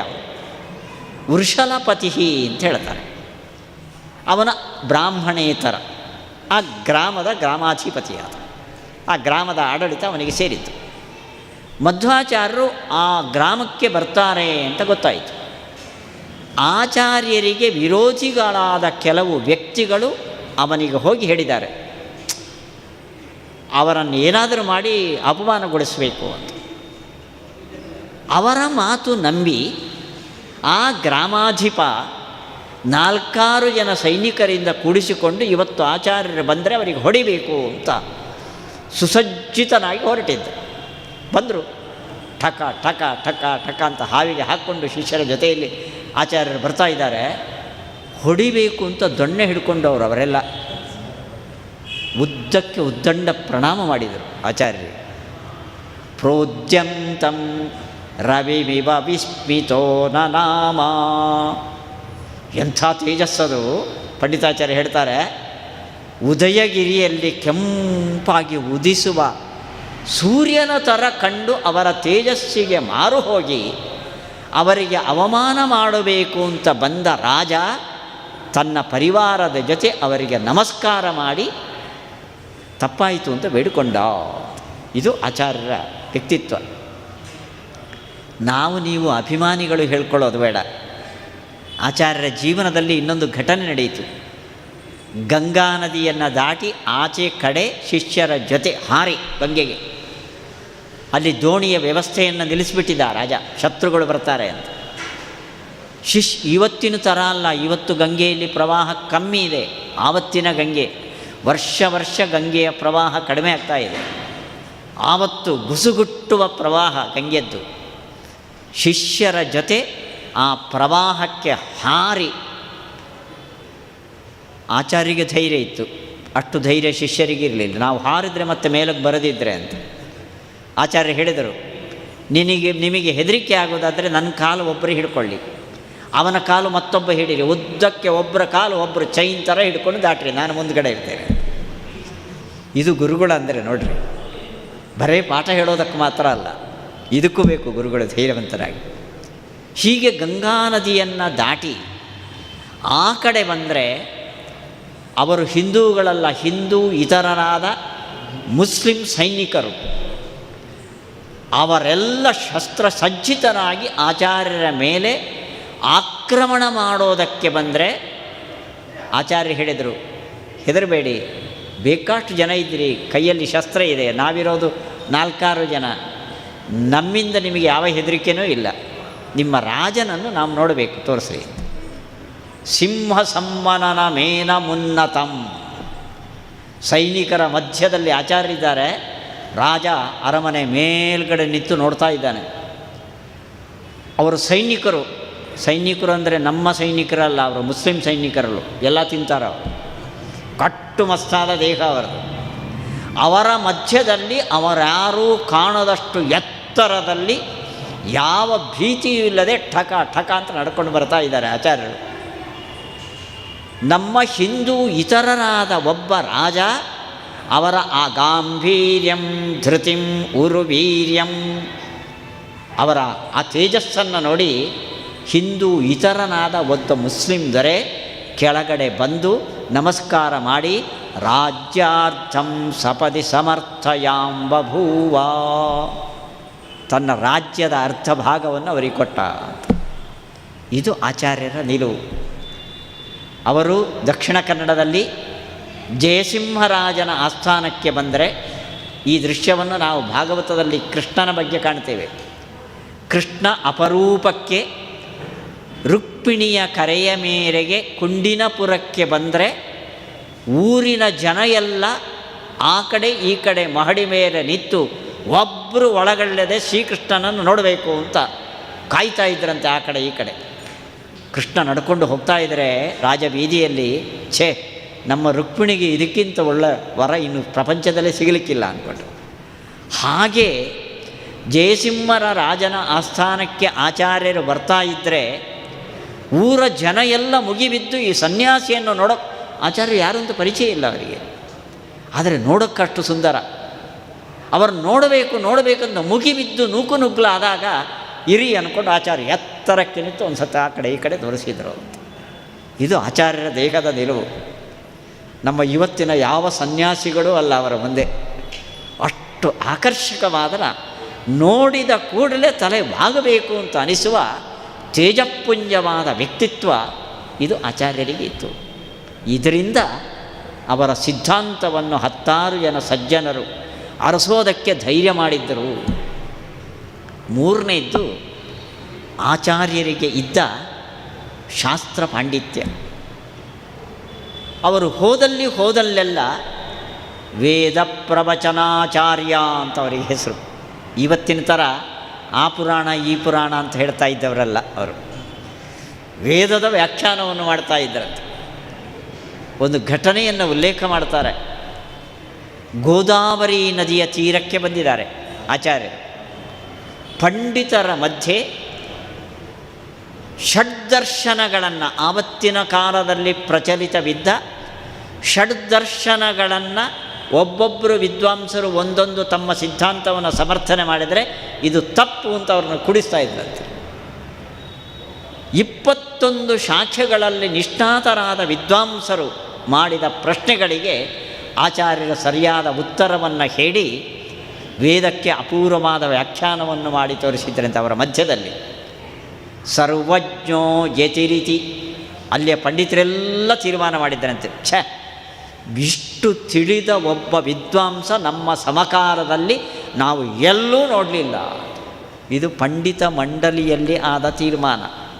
ಅಂತಿಂಥ ನಿಮ್ಮ ಅರೆಬರೆ ಪಂಡಿತರಲ್ಲ ಅದು. ಒಬ್ಬೊಬ್ಬರು ನುಂಗಿ ಹಾಕುವ ಪಾಂಡಿತ್ಯವನ್ನು ತುಂಬಿಕೊಂಡ ಷಡ್ದರ್ಶನಗಳಲ್ಲಿ ಪ್ರಾವೀಣ್ಯವನ್ನು ಪಡೆದ, ವೇದವನ್ನು ಓದಿಕೊಂಡ ವಿದ್ವಾಂಸರು. ಗೋದಾವರಿ ತೀರ ಅಂದರೆ ಆ ಕಾಲದಲ್ಲಿ ಪಂಡಿತರ ಗುಂಪದು. ಅಲ್ಲಿ ಆಚಾರ್ಯರ ಪಾಂಡಿತ್ಯಕ್ಕೆ ಮನಸೋತು ಅವರ ಶಾಸ್ತ್ರ ಪಾಂಡಿತ್ಯವನ್ನು ಕಣ್ಣಾರೆ ನೋಡಿ ಅವರ ಸಿದ್ಧಾಂತವನ್ನು ಒಪ್ಪಿಕೊಂಡ ಒಬ್ಬ ವ್ಯಕ್ತಿ ಪಂಡಿತ. ಬರೇ ಪಂಡಿತ ಅನ್ನೋದಿಲ್ಲ, ಅವರನ್ನು ತರ್ಕಶಾಸ್ತ್ರದಲ್ಲಿ ಅವರಿಗೆ ಸಮಾನ, ಆ ಕಾಲದಲ್ಲಿ ಅವರಿಗೆ ಸರಿದೂಗುವ ಮತ್ತೊಬ್ಬ ಪಂಡಿತ ಇರಲಿಲ್ಲ ಅಂತ 4-6 ಶ್ಲೋಕಗಳಲ್ಲಿ ಅವರ ಪಾಂಡಿತ್ಯವನ್ನು ಮಧ್ವವಿಜಯದಲ್ಲಿ ಹೇಳ್ತಾರೆ ನಾರಾಯಣ ಪಂಡಿತಾಚಾರ್ಯರು. ಪದ್ಮನಾಭ ತೀರ್ಥರು, ಶೋಭನ ಭಟ್ಟರು ಅವರು ತಲೆಬಾಗಿ ನಿಮ್ಮ ಸಿದ್ಧಾಂತವೇ ಸಿದ್ಧಾಂತ ಅಂತ ಒಪ್ಪಿಕೊಂಡು ಆಚಾರ್ಯರ ಶಿಷ್ಯರಾದರು. ಇದೇ ರೀತಿ ಆ ಕಾಲದಲ್ಲಿ, ಇದು ಗೋದಾವರಿ ತೀರದಲ್ಲಿ, ದಕ್ಷಿಣ ಉತ್ತರ ಭಾರತದ ಮಧ್ಯ. ಅದು ದಕ್ಷಿಣ ಭಾರತದಲ್ಲಿ ಒಬ್ಬ ಪ್ರಮುಖ ಪಂಡಿತ ನಮ್ಮ ದಕ್ಷಿಣ ಕನ್ನಡದಲ್ಲಿ ಉಜಿರೆಯ ಸಮೀಪದಲ್ಲಿ ಕಾಸರಗೋಡಿನಲ್ಲಿ ಇದ್ದವರು ತ್ರಿವಿಕ್ರಮ ಪಂಡಿತಾಚಾರ್ಯರು. ಜಯಸಿಂಹರಾಜನ ಆಸ್ಥಾನ ಪಂಡಿತರು ಅವರು. ಆಚಾರ್ಯರ ಪಾಂಡಿತ್ಯಕ್ಕೆ ಮನಸೋತು. ನೋಡಿ, ರಾಜ ಅವರನ್ನು ಕರೆದ, ಮಧ್ವಾಚಾರ್ಯರನ್ನು ಕರೆದಾಗ ಸ್ವಾಗತ ಭಾಷಣ ತ್ರಿವಿಕ್ರಮ ಪಂಡಿತಾಚಾರ್ಯರು. ಆಚಾರ್ಯರ ಮೇಲೆ ಒಂದು ಶ್ಲೋಕವನ್ನು ಮಾಡಿ ತ್ರಿವಿಕ್ರಮ ಪಂಡಿತಾಚಾರ್ಯ ಸ್ವಾಗತ ಭಾಷಣ ಮಾಡಿದವರು. ಆಚಾರ್ಯರ ಬಗ್ಗೆ ಅವರು ಬ್ರಹ್ಮಸೂತ್ರಗಳಿಗೆ ಒಂದು ವ್ಯಾಖ್ಯಾನವನ್ನು ಬರೆದಿದ್ದಾರೆ. ಬ್ರಹ್ಮಸೂತ್ರ ಭಾಷ್ಯಕ್ಕೆ ಅವರು ಆಚಾರ್ಯರ ಬಗ್ಗೆ ಹೇಳಿದ ಮಾತು ನೋಡಿ. ಯಸ್ಯ ಅನವರತ ವೇದವ್ಯಾಖ್ಯಾನ ಶ್ರವಣ ಕೌತುಕ ಸಮುತ್ಖಾತಿತ ನಿಖಿಲ ದುಃಖ ಸಂಗಾತಃ ಅಖಿಲ ಪಂಡಿತವರ್ಗ ಮಹಾಮೃತ ಸಮುದ್ರಾವಗಾಖೀವ ಬಹುಲಂ ಆನಂದಂ ಆತನೋತಿ. ಅನವರತ ವೇದವ್ಯಾಖ್ಯಾನ. ಆಚಾರ್ಯರು ವೇದಿಕೆಯಲ್ಲಿ ಕೂತು ವೇದಗಳಿಗೆ ಅದ್ಭುತವಾದ ವ್ಯಾಖ್ಯಾನವನ್ನು ಮಾಡ್ತಾ ಇದ್ದರೆ ಕೆಳಗಡೆ ಕೂತವ್ರು ಯಾರೋ ಬತ್ತಿಗಿತ್ತಿ ಮಾಡೋರಲ್ಲ. ನಿಖಿಲ ಪಂಡಿತ ವರ್ಗ ವಿದ್ವಾಂಸರು ಕೇಳೋದಕ್ಕೆ ಕೂತಿದ್ದಾರೆ. ಮಹಾಮೃತ ಸಮುದ್ರಾವಗಾಹೀವ, ಕಣ್ಣು ಮುಚ್ಚಿ ಆ ವೇದ ವ್ಯಾಖ್ಯಾನವನ್ನು ಶ್ರವಣ ಮಾಡ್ತಾ ಇದ್ದರೆ ಅಮೃತ ಸಮುದ್ರದಲ್ಲಿ ತೇಲಿದ ಅನುಭವವನ್ನು ಪಂಡಿತರು ಮನೆ ಮಠ ಮಡದಿ ಮಕ್ಕಳನ್ನು ಮರೆತು ಆನಂದ ತುಂದಿಲರಾಗ್ತಿದ್ರು. ಇಷ್ಟು ಹೇಳಿ ತ್ರಿವಿಕ್ರಮಣಿತಾಚಾರ್ಯರು ಆಚಾರ್ಯರನ್ನು ನೋಡ್ತಾ ನೋಡ್ತಾ ಹೇಳಿದ ಮಾತು ಇದು. ಅಶ್ರುತ ಪ್ರತಿಭಾಯಸ್ಯ ಶ್ರುತಿಸ್ಮೃತ್ಯ ವಿರೋಧಿನಿ ವಿಶ್ರುತ ನೃಷು ಜಾತಂಚ ತಂ ವಿದ್ಯಾದ್ ವೇದ ದೇವಸತ್ತಮಂ. ಭೂಮಿಯಲ್ಲಿ ಅವತಾರ ಮಾಡಿದ ದೇವತೆಗಳನ್ನು ಗುರುತಿಸೋದು ಹೇಗೆ ಅಂತ ಶಾಸ್ತ್ರ ಹೇಳಿದೆ. ಅದನ್ನು ಉಲ್ಲೇಖ ಮಾಡ್ತಾರೆ ಪಂಡಿತಾಚಾರ್ಯ. ಇದು ಶಾಸ್ತ್ರದ ಮಾತು. ಇದು ಅಶ್ರುತ ಪ್ರತಿಭಾಯಸ್ಯ. ನಾವು ಡಿಗ್ರಿಗಳನ್ನು ಪಾಸು ಮಾಡಬೇಕಾದರೆ ರಾತ್ರಿ ಹಗಲು ಓದಬೇಕು. ಓದುವ ಪರಿಶ್ರಮ ಇಲ್ಲದೆ ಯಾರಿಗೆ ಸಹಜವಾಗಿ ಪ್ರತಿಭಾ ಸಂಪತ್ತಿ ಇದೆಯೋ, ಪ್ರತಿಭಾ ಸಂಪತ್ತಿ ನಮಗೂ ಇದೆ, ಬೇಡದೇ ಇರುವ ಕುತರ್ಕ ಎಲ್ಲ ಮಾಡ್ತೇವೆ. ದೇವರು ಯಾಕ್ರಿ ಇದ್ದರೆ ಯಾಕಾಗಲ್ಲ ಅಂತ ಕುತರ್ಕ ಮಾಡ್ತೇವೆ. ಶ್ರುತಿಸ್ಮೃತ್ಯ ವಿರೋಧಿನಿ. ಆ ಸಹಜ ಪ್ರತಿಭೆ ವೇದ ಪುರಾಣಗಳಿಗೆ ವಿರುದ್ಧ ಆಗಿರಬಾರ್ದು. ಅಂತಹ ಪ್ರತಿಭಾ ಸಂಪನ್ನನಾದ ಒಬ್ಬ ವ್ಯಕ್ತಿಯನ್ನು ನೀವು ನೋಡಿ ಮಾರು ಹೋಗಿದ್ದೀರಿ ಅಂದರೆ ತಂ ವಿದ್ಯಾ ದೇವ ಸತ್ತಮಂ, ಅವನು ಭೂಮಿಯಲ್ಲಿ ಹುಟ್ಟಿದ ದೇವತೆ ಅಂತ ತಿಳಿರಿ. ಈ ಪುರಾಣದ ವಾಕ್ಯವನ್ನು ಉಲ್ಲೇಖ ಮಾಡಿ ಪಂಡಿತಾಚಾರ್ಯರು ನೋಡಿ, ಕೆಳಗಡೆ ಅವರಿದ್ದಾರೆ, ಮೇಲ್ಗಡೆ ಆಚಾರ್ಯ ಕೂತಿದ್ದಾರೆ, ಅವರು ಕೈ ತೋರಿಸ್ತಾರೆ. ಪ್ರತ್ಯಕ್ಷಮೇವ ಚೈತಲ್ಲಕ್ಷಣಂ ದೃಶ್ಯತೆ ಭಗವತಿ ಭಾಷ್ಯಕಾರೇ ಅಂತ. ಈ ಪುರಾಣದಲ್ಲಿ ವೇದವ್ಯಾಸರು ಹೇಳಿದ ಲಕ್ಷಣವನ್ನು ನಾವು ಮಧ್ವಾಚಾರ್ಯರೇ ಪ್ರತ್ಯಕ್ಷವಾಗಿ ಕಾಣ್ತಾ ಇದ್ದೇನೆ. ಆದ್ದರಿಂದ ದೇವತೆಗಳು ಅನ್ನೋದರಲ್ಲಿ ಸಂಶಯ ಇಲ್ಲ. ಆಚಾರ್ಯರು ದೇವತೆಗಳು ಅಂತ ಪಂಡಿತಾಚಾರ್ಯರು ತೀರ್ಮಾನ ಮಾಡಿದ್ದಾರೆ. ಅವರೊಬ್ಬ ವಿದ್ವಾಂಸರು, ರಾಜನ ಆಸ್ಥಾನ ಪಂಡಿತರು ಅವರು. ಪಂಡಿತಾಚಾರ್ಯರು ಆಚಾರ್ಯರು ದೇವತೆ ಅಂತ ತೀರ್ಮಾನ ಮಾಡಿದ್ದು ಹೇಗೆ ಅಂದರೆ, ಒಬ್ಬ ಪಂಡಿತ ಆಚಾರ್ಯರ ಪೂರ್ಣ ಮಟ್ಟದ ಪಾಂಡಿತ್ಯಕ್ಕೆ ಮನಸೋತು ಇವರು ಸಾಮಾನ್ಯ ಮನುಷ್ಯರಲ್ಲ, ಇವರು ದೇವಸತ್ತಮಂ ತೀರ್ಮಾನ ಮಾಡಿದರು. ಇದು ಆಚಾರ್ಯರ ಪ್ರತಿಭೆ. ಎಷ್ಟು ಗಟ್ಟಿ ಸಮಕಾಲೀನ ಪಂಡಿತರು ಅವರು ಬೌದ್ಧ ಮತ ಇರಲಿ, ಜೈನ ಮತ ಇರಲಿ, ತಾರ್ಕಿಕರಿರಲಿ, ವೈಶೇಷಿಕರಿರಲಿ, ಯಾರು ಬಂದರೂ ಕೂಡ ತುಟಿ ಮುಚ್ಚಿಕೊಂಡು ಹೋಗಬೇಕು. ಇಂಥ ಅದ್ಭುತವಾದ ಪಾಂಡಿತ್ಯ ಶ್ರೀಮದ್ ಆಚಾರ್ಯರಿಗಿತ್ತು. ಹೀಗೆ ಆಚಾರ್ಯರಲ್ಲಿ ಇದ್ದ ದೃಢ ನಿರ್ಧಾರ ಬಾಲ್ಯದಿಂದ, ಆಚಾರ್ಯರ ದೇಹದ ಸೌಷ್ಠವತೆ ಆಕರ್ಷಣೆ, ಆಚಾರ್ಯರಿಗೆ ಇದ್ದ ಅಶ್ರುತವಾದ ಪ್ರತಿಭೆ, ಈ ಮೂರು ಆಚಾರ್ಯರ ಸಿದ್ಧಾಂತವನ್ನು ಸಜ್ಜನರು ಒಪ್ಪಿಕೊಳ್ಳೋದಕ್ಕೆ ಆ ಕಾಲದಲ್ಲಿ ಕಾರಣವಾಯಿತು.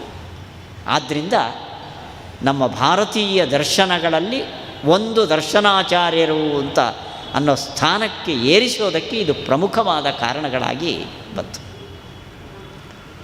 ಇನ್ನು ಒಂದೆರಡು ಮಾತುಗಳನ್ನು ನಾನು ಹೇಳಬೇಕು. ಆಚಾರ್ಯರು ಆಗಿನ ಸಮಕಾಲದಲ್ಲಿ ಏನು ಸಿದ್ಧಾಂತ ಇತ್ತೋ ಅದಕ್ಕೆ ವಿರುದ್ಧವಾದ ಒಂದು ಸಿದ್ಧಾಂತವನ್ನು ಪ್ರತಿಪಾದನೆ ಮಾಡಿದವರು. ಅಂದರೆ ಹೇಗೆ ಇವತ್ತು ನಾವು ಬೇರೆ ಬೇರೆ ಸಿದ್ಧಾಂತಗಳನ್ನು ಇಲ್ಲಿ ಕೂತ್ಕೊಂಡು ಹೇಳ್ತೇವೆ. ಆ ಸಿದ್ಧಾಂತದ ಬಗ್ಗೆ ಪೂರ್ಣ ಪರಿಚಯನೇ ನಮಗಿರೋದಿಲ್ಲ. ಯಾರೋ ಬರೆದಿರ್ತಾರೆ, ದಾಸರೋ ಇನ್ನೊಬ್ಬರು ಬರೆದಿರ್ತಾರೆ, ಅದನ್ನು ಹೇಳಿಕೊಂಡು ಅವರನ್ನು ಖಂಡಾತುಂಡವಾಗಿ ಅನ್ನೋದು. ಹೀಗೆ ಆಚಾರ್ಯರು ಹೊಸದಾದ ಅದುವರೆಗೆ ಇದ್ದ ಸಿದ್ಧಾಂತಕ್ಕೆ ವಿರುದ್ಧವಾದ ದ್ವೈತ ಸಿದ್ಧಾಂತವನ್ನು ಪ್ರಸಾರ ಮಾಡಿದ್ದಲ್ಲ. ಆಚಾರ್ಯರ ವ್ಯಕ್ತಿತ್ವವನ್ನು ಪಂಡಿತಾಚಾರ್ಯರು ಹೇಳಿದ್ದಾರೆ ನೋಡ್ರಿ. ಅವರು ವಾಚಯಾಂಬಭೂವ ಅಂದರೆ ಓದಿದ್ದು ಅದ್ವೈತ ಸಿದ್ಧಾಂತವನ್ನು ಗುರುಗಳಿಂದ.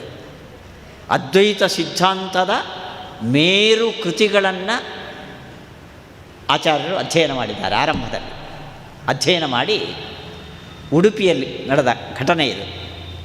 ಅವರು ಆ ಅದ್ವೈತ ಸಿದ್ಧಾಂತದ ಪ್ರವಚನವನ್ನು ಮಾಡ್ತಾ ಇದ್ದಂತೆ ಉಡುಪಿಯ ಪ್ರಾಂತದಲ್ಲಿ. ಆವಾಗ ಉಡುಪಿಯ ಪ್ರಾಂತದಲ್ಲಿ ದೊಡ್ಡ ಗಟ್ಟಿ ಪಂಡಿತರಿದ್ದರು. ಜನಾಶ್ರುತಾಢ್ಯ ಚತುರಾ ಬಭೂವತು.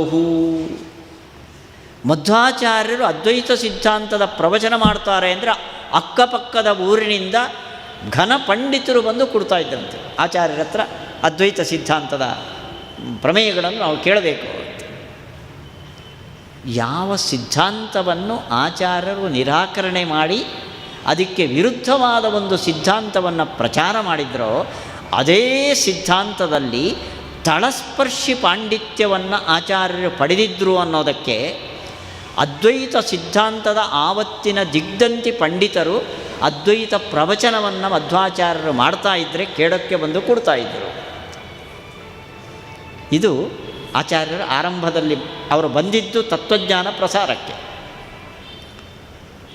ಹೀಗೆ ಆ ಸಿದ್ಧಾಂತದಲ್ಲಿ ಪ್ರಭುತ್ವ ಪೂರ್ಣ ಆಳವಾದ ಪಾಂಡಿತ್ಯವನ್ನು ಹೊಂದಿದ ಶ್ರೀಮದ್ ಆಚಾರ್ಯರು, ಇದು ಅವರು ಆಶ್ರಮ ತೆಗೆದುಕೊಂಡ ಮೇಲೆ ಒಂದು ದಿವಸ ಶಿಷ್ಯರ ಮಧ್ಯದಲ್ಲಿ ಪಾಠ, ಆಚಾರ್ಯರ ಚಿಂತನ ಪದ್ಧತಿ ನೋಡ್ರಿ, ಪಾಠ ಹೇಳ್ತಾ ಶಿಷ್ಯರಿಗೆ ಅಂದ್ರಂತೆ, ನಾನು ಇದುವರೆಗೆ ಈ ಸೂತ್ರ ಭಾಷ್ಯವನ್ನು ನಿಮಗೆ ಅದ್ವೈತ ಸಿದ್ಧ ಶಂಕರಾಚಾರ್ಯರು ಬರೆದ ಭಾಷ್ಯವನ್ನು ಇಟ್ಕೊಂಡು ಹೇಳ್ತಾ ಇದ್ದೇನೆ. ನೀವು ನೋಡಿ ಭಾಷ್ಯ ಬಿಟ್ಟು ಸೂತ್ರವನ್ನು ಮಾತ್ರ ಓದ್ಕೊಂಬನ್ನಿ. ಅಲ್ಲಿ ಏನು ಸಿದ್ಧಾಂತ ನಿಮಗೆ ಕಾಣಿಸ್ತು ಅಷ್ಟನ್ನು ಬರ್ಕೊಳ್ಳಿ. ಆಮೇಲೆ ಭಾಷ್ಯದ ಜೊತೆಯಲ್ಲಿ ಸೂತ್ರವನ್ನು ಓದ್ರಿ. ಆವಾಗ ಏನು ತತ್ವಗಳು ಕಾಣಿಸ್ತು ಅಂತ ಇನ್ನೊಂದು ನೋಟ್ಬುಕ್ಕಲ್ಲಿ ಬರ್ಕೊಂಡ್ರಿ. ಎರಡನ್ನು ಕಂಪೇರ್ ಮಾಡಿರಿ. ಸೂತ್ರವನ್ನೇ ನೇರವಾಗಿ ವೇದವ್ಯಾಸರು ಬರೆದಿದ್ದನ್ನು ನೋಡಿ, ಭಾಷ್ಯವನ್ನು ಆಚೆಗಿಟ್ಟು ನೋಡಿ, ಬಂದ ಭಾವನೆಗೂ ನಿಮಗೆ ಬಂದ ತತ್ವದ ತಿಳುವಳಿಕೆಗೂ ಭಾಷ್ಯದ ಜೊತೆಯಲ್ಲಿ ಸೇರಿಸಿ ಸೂತ್ರದಿಂದ ಬಂದ ಅರ್ಥಕ್ಕೂ ವ್ಯತ್ಯಾಸ ನೋಡ್ರಿ, ಒಂದಕ್ಕೊಂದು ಸಂಬಂಧ ಇಲ್ಲ. ಅಲ್ಲಿಗೆ ಇದುವರೆಗೆ ಬ್ರಹ್ಮಸೂತ್ರಕ್ಕೆ ಇರುವ ಭಾಷ್ಯಗಳು ಬ್ರಹ್ಮಸೂತ್ರದ ಅರ್ಥವನ್ನು ಹೇಳಲಿಲ್ಲ.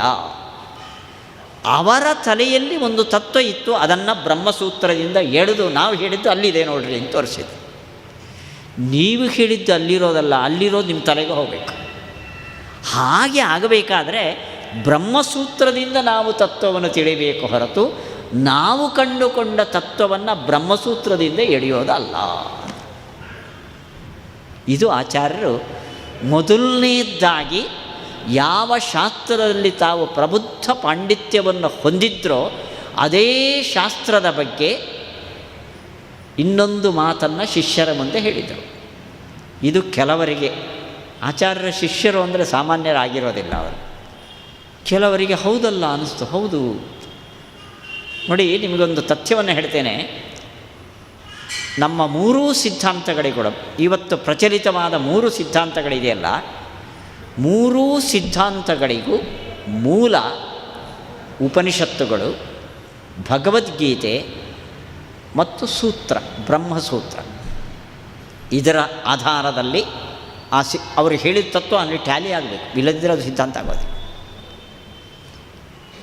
ಆದರೆ 3 ನಮ್ಮ ಮಧ್ವ ಭಾಷ್ಯವನ್ನು ಬಿಟ್ಟು ಹಿಂದಿನ 2 ಭಾಷ್ಯಗಳಿದೆಯಲ್ಲ, ಅವರಿಗೆಲ್ಲ ಒಂದು ಸೂತ್ರಕ್ಕೆ ಅರ್ಥವನ್ನು ಹೇಳುವ ಒಂದು ವೃತ್ತಿ ಅಂತ ಸಿಕ್ಕಿತ್ತು.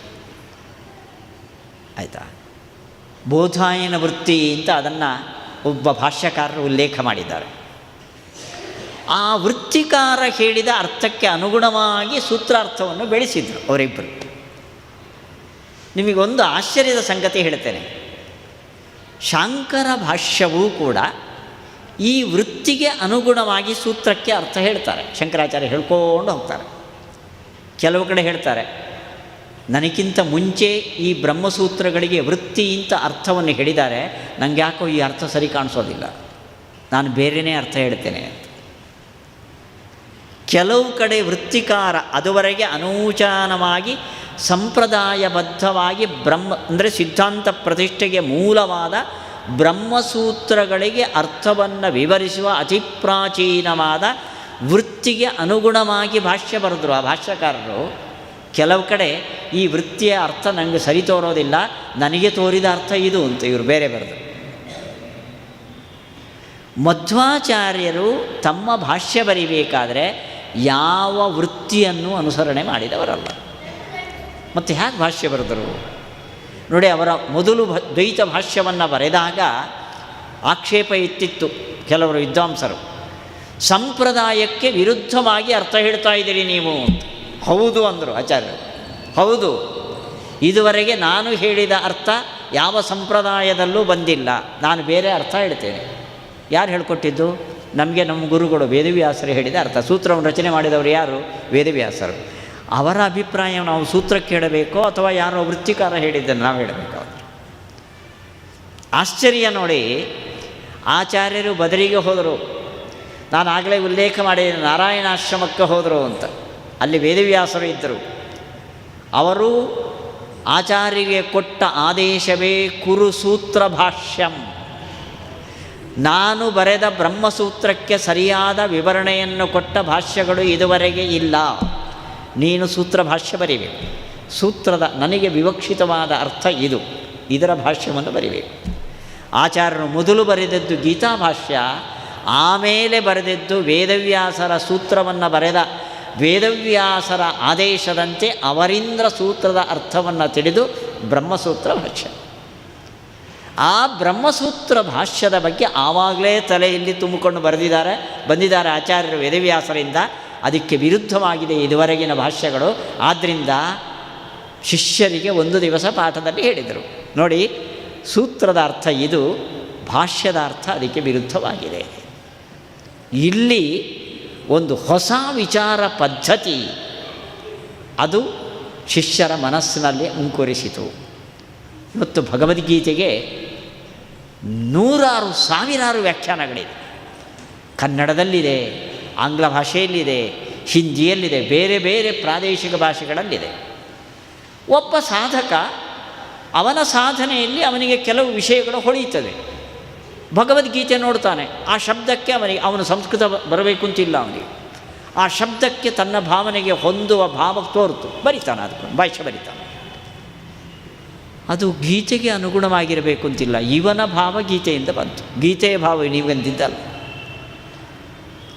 ನಾವು ಮೂಲ ಗ್ರಂಥವನ್ನಾಗಿ ನೋಡಬೇಕು ಹೊರತು ನಮ್ಮ ತಲೆ ತುಂಬಿಕೊಂಡು ನಮ್ಮ ತಲೆಯಲ್ಲಿದ್ದದನ್ನು ಮೂಲ ಗ್ರಂಥದಿಂದ ಹೇಳಿದ್ರೆ ಗ್ರಂಥಕಾರರ ಅಭಿಪ್ರಾಯ ಅದಾಗೋದಿಲ್ಲ. ಈ ಹೊಸ ಚಿಂತನ ಪದ್ಧತಿಯನ್ನು ಆಚಾರ್ಯರು ಶಿಷ್ಯರಿಗೆ ತೋರಿಸಿಕೊಟ್ಟರು. ಅದುವರೆಗೂ ಕೂಡ ಅವರು ಪಾಠ ಹೇಳ್ತಾ ಇದ್ದಿದ್ದು ಶಾಂಕರ ಭಾಷ್ಯವನ್ನಿಟ್ಟುಕೊಂಡು ಸೂತ್ರ ಭಾಷ್ಯವನ್ನು. ಅವರ ಗುರುಗಳು ಅವರಿಗೆ ಹೇಳ್ತಾ ಇದ್ದಿದ್ದು ಇದನ್ನೇ.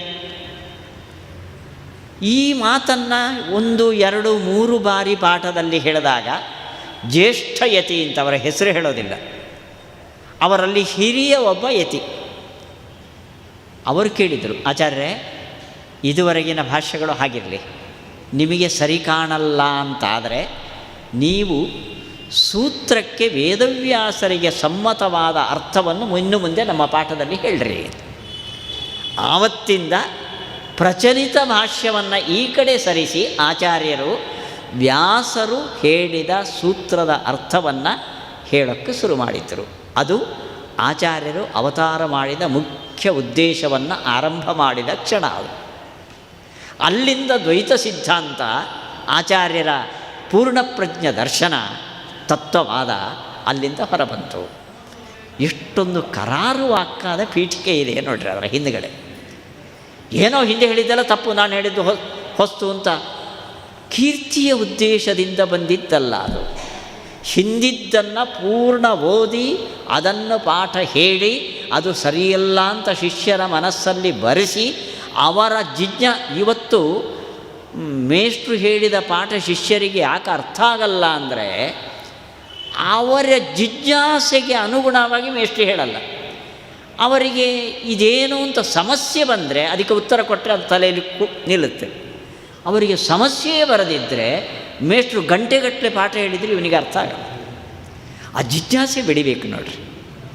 ಊಟ ಎಷ್ಟು ಚೆನ್ನಾಗಿ ಅಡಿಗೆ ಮಾಡಿದರೂ ಕೂಡ ಊಟ ರುಚಿಯಾಗಬೇಕಾದರೆ ನಮಗೆ ಹಸಿವಾಗಬೇಕು.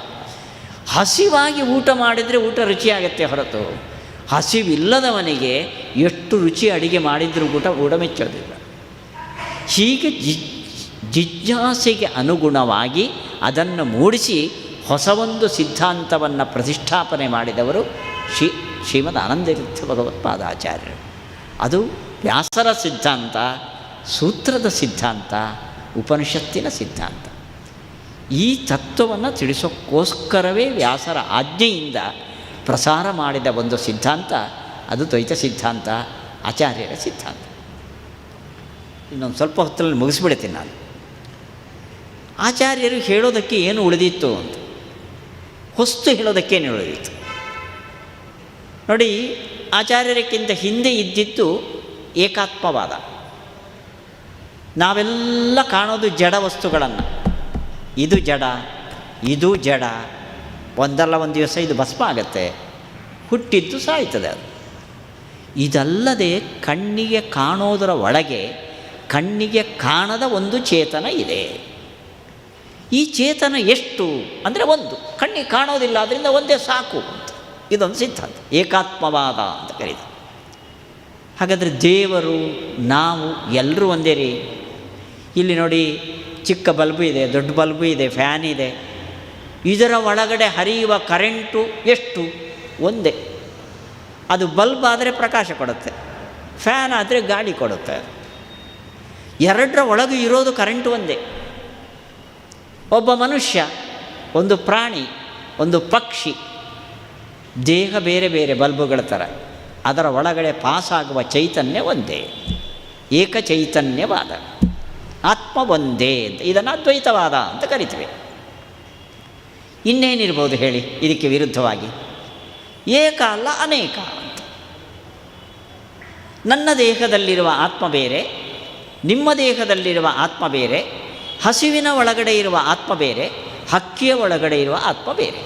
ಆತ್ಮ ಅನೇಕತ್ವವಾದ, ದ್ವೈತವಾದ. ಮುಗೀತು, ಇನ್ನೇನಿದೆ ಹೇಳೋಕ್ಕೆ? ಆತ್ಮ ಒಂದೇ ಅಂತ ಒಂದು, ಆತ್ಮ ಅನೇಕ ಅಂತ ಇನ್ನೊಂದು. ದ್ವೈತ ಅದ್ವೈತ ಬಿಟ್ಟರೆ ಆಚಾರ್ಯ ಸಿದ್ಧಾಂತಕ್ಕೆ ದ್ವೈತವಾದ ಅಂತ ಹೆಸರು. ಈ ದ್ವೈತವಾದವನ್ನು ಆಚಾರ್ಯಕ್ಕಿಂತ ಮುಂಚೆನೇ ಹೇಳಿಬಿಟ್ಟಿದ್ದಾರೆ. ಯಾರು? ರಾಮಾನುಜಾಚಾರ್ಯ. ರಾಮಾನುಜ ದರ್ಶನದಲ್ಲಿ ಆತ್ಮ ಬೇರೆ ಬೇರೆ. ಮತ್ತು ಆಚಾರ್ಯರು ಹೊಸದಾಗಿ ಹೇಳಲಿಕ್ಕೆ ಏನಿದೆ ಅಂತ, ಹೊಸ ಒಂದು ಸಿದ್ಧಾಂತವನ್ನು, ಏನು ಹೊಸ ಇರೋದು? ಎರಡು, ಒಂದು ಒಂದಲ್ಲ, ಮುಗೀತು. ಆಚಾರ್ಯರು ಹೇಳಿದ್ದೇ ಒಂದಲ್ಲ ಅಂತ, ಅದನ್ನು ರಾಮಾನುಜಾಚಾರ್ಯ ಹೇಳಾಗಿದೆ. ಅಲ್ಲಿಗೆ ಮಧ್ವಾಚಾರ್ಯರ ಕೆಲಸ ಏನು ಅಂತ. ಇನ್ನೊಂದಿದೆ, ಒಂದು ಒಂದಲ್ಲ, ಎಲ್ಲರೂ ಒಂದೇ ರೀತಿ. ಏಕಾತ್ಮವಾದ, ಅನೇಕಾತ್ಮವಾದ. ಅನೇಕಾತ್ಮವಾದಲ್ಲಿ ಎರಡು ಬ್ರ್ಯಾಂಚು. ಆತ್ಮರು ಅನೇಕರಿದ್ದಾರೆ, ಎಲ್ಲ ಆತ್ಮರು ಒಂದೇ ರೀತಿ, ಅವರಲ್ಲಿ ವ್ಯತ್ಯಾಸ ಇಲ್ಲ. ನನ್ನ ದೇಹದಲ್ಲಿ, ನಿಮ್ಮ ದೇಹದಲ್ಲಿ, ಎಲ್ಲರ ದೇಹದಲ್ಲೂ ಒಂದು ಆತ್ಮ ಇದೆ.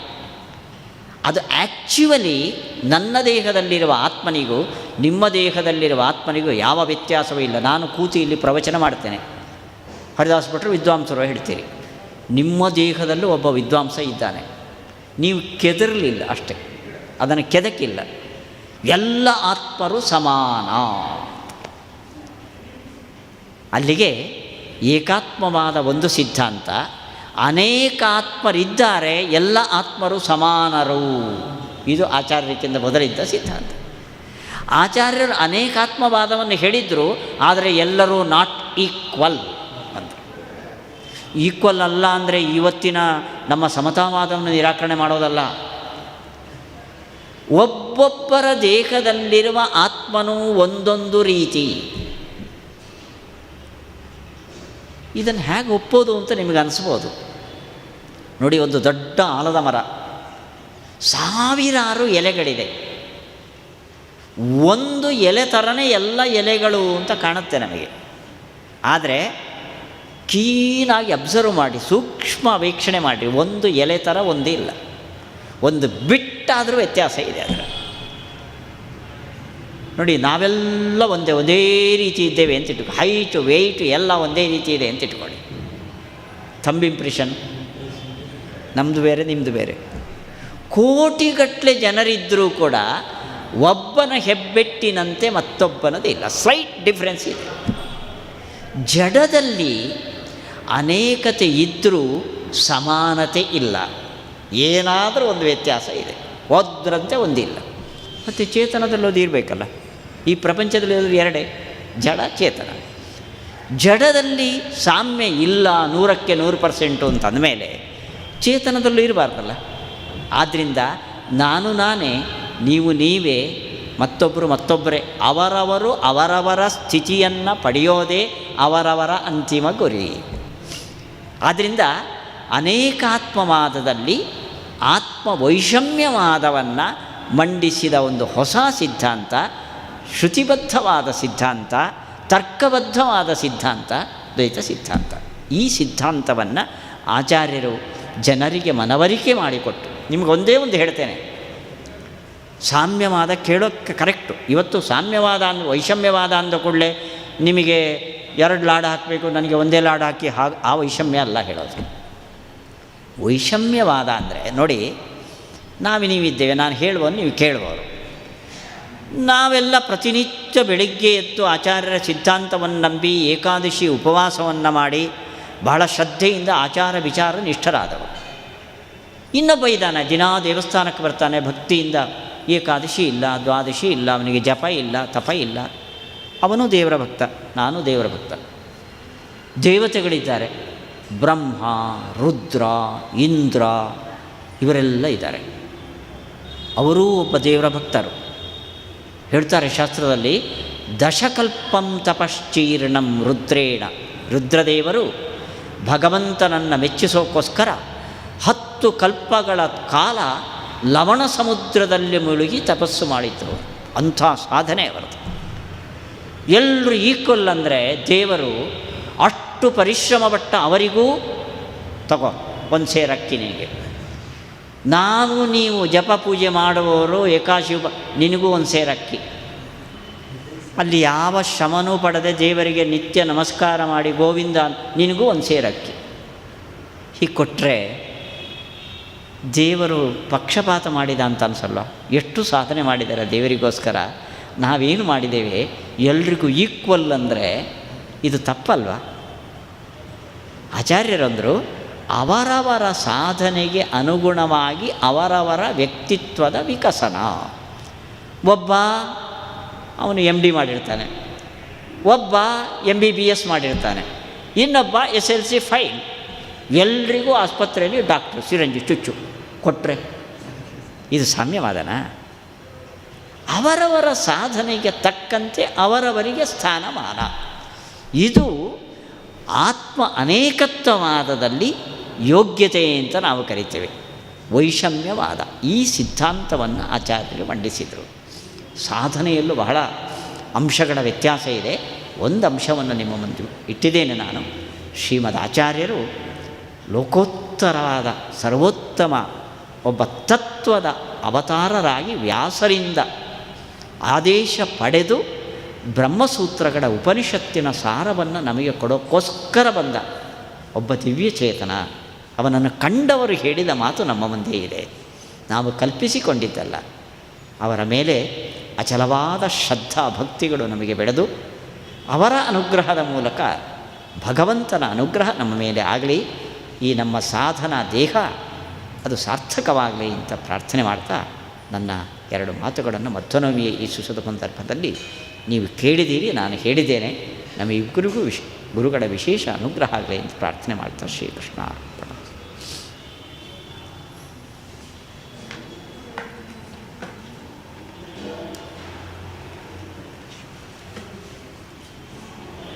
ಕಾಲೇ ವರ್ಷತು ಮೃತ್ಯುನ್ಯ ಸಸ್ಯಶಾಲಿನಿ ಸಂತು ನಿರ್ಭಯ